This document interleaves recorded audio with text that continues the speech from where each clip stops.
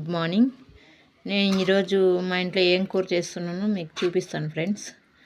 అలసందల కూర చేశాను. ఎలా చేయాలో మీకు అందరికీ చూపిస్తాను ఫ్రెండ్స్.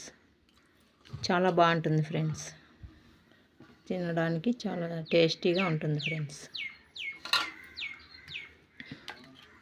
ఎలా చేస్తానో చూపిస్తాను రండి ఫ్రెండ్స్. వీడియో నచ్చితే చివరి వరకు చూసి సబ్స్క్రైబ్ చేసుకోండి ఫ్రెండ్స్. లైక్ ఇవ్వండి ఫ్రెండ్స్. ఇలా కడుక్కోవాలి 2-3 సార్లు. తర్వాత నీళ్ళు వేసుకోవాలి ఫ్రెండ్స్.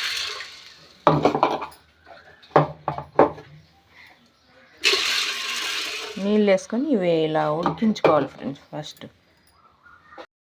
ఇలా స్టవ్ మీద పెట్టుకొని ఉడికించుకోవాలి ఫ్రెండ్స్. ఉడికినా లేదో చెక్ చేసుకోవాలి ఫ్రెండ్. చెక్ చేసుకున్న తర్వాత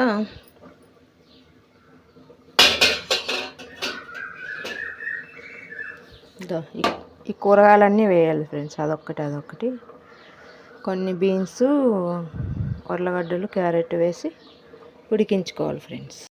ఇప్పుడు మసాలా రెడీ చేసుకోవాలి ఫ్రెండ్స్. కొంచెం 2 ఇంచీల చెక్క, 4 లవంగాలు, ఉప్పు, పసుపు, కొబ్బరి ఫ్రెండ్స్, తెల్లగడ్డ, onion, tomato, medium size tomato, ఇవన్నీ రెడీ చేసుకోవాలి.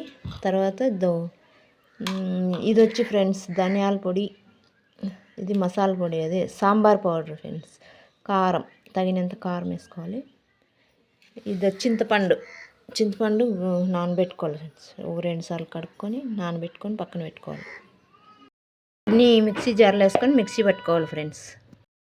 చింతపండు మ్యాష్ చేసుకోవాలి చేతితో. ఇట్లా మ్యాష్ చేసుకొని పులుసు పక్కన పెట్టుకోవాలి. చింతపండు పక్కన వేసేసి పులుసు అంతా కూరలో వేయాలి ఫ్రెండ్స్.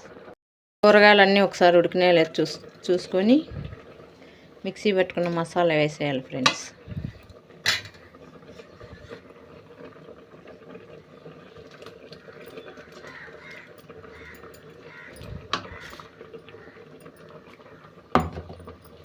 అందులోకి చింతపులుసు పిసుకునే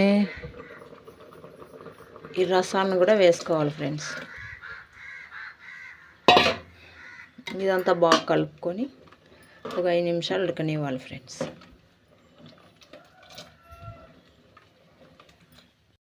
5 నిమిషాలు అయిపోయింది ఫ్రెండ్స్. కూర అంతా రెడీ అయింది చూడండి. మాకు కొంచెం రసం ఉండాలి ఫ్రెండ్స్, అందుకనేసి మేము కొద్దిగా నీళ్ళగానే చేసుకుంటాము. ఇప్పుడు కూర రెడీ అయింది ఫ్రెండ్స్. దీనికి తర్వాత పెట్టుకుందాం ఫ్రెండ్స్. ఇప్పుడు బాండ్లీ పెట్టుకొని తగినంత ఆయిల్ వేసుకోవాలి ఫ్రెండ్స్. ఆయిల్ వేసుకొని ఆయిల్ వేడయ్యాక ఆవాలు, కొద్దిగా జీలకర్ర ఫ్రెండ్స్, కొద్దిగా శనగపప్పు,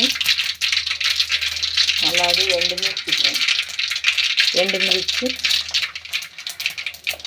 తర్వాత కరివేపాకు, కొట్టుకున్న తెల్లగడ్డ ఫ్రెండ్స్, అలాగే ఆనియన్స్,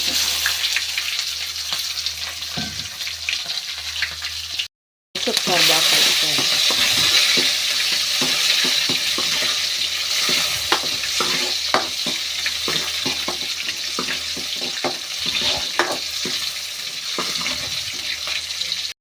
తిరుగుబాత బాగా వేగింది ఫ్రెండ్స్. ఇప్పుడు ఇందులోకి కూర వేసుకోవాలి.